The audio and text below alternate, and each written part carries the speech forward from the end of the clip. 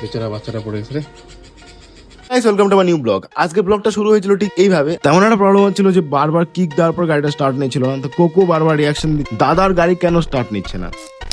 আজকে আমার ব্রেকফাস্টে ছিল পনিরের তরকারি আর রুটি। তো এটা ফটাফট সেরে আমার চিন্তা একটা হচ্ছে, যদি রাস্তায় গাড়িটা বন্ধ হয়ে যায় তাহলে আমার ওয়াট লেগে যাবে। তো তারপর আমি গ্যারেজে গাড়িটা নিয়ে আসলাম। গাড়িটা নিয়ে আসার পর ভাইটাকে আমি হ্যান্ড ওভার করলাম। তো তারপর আমি যখন টোটোর জন্য ওয়েট করছিলাম, তো একটা কথা বলো না, মানুষের সাথে ভালো রিলেশন রাখো, তোমাকে যে কেউ যখন তখন হেল্প করবে। তো দাদাটা এসে বললো, ভাই টোটো তুমি কেন যাবে, তুমি আমার গাড়িতে চলো। তো দাদাটা আমাকে ফাইনালি ড্রপ করে দিল। তারপর দোকান ওপেনিং করার পর যত আমার কাজ ছিল ছোট মোটো সবকিছু কমপ্লিট করে তার ভাবলাম যে না, দুটো যখন বাজে তখন আমি বাড়ি যাই।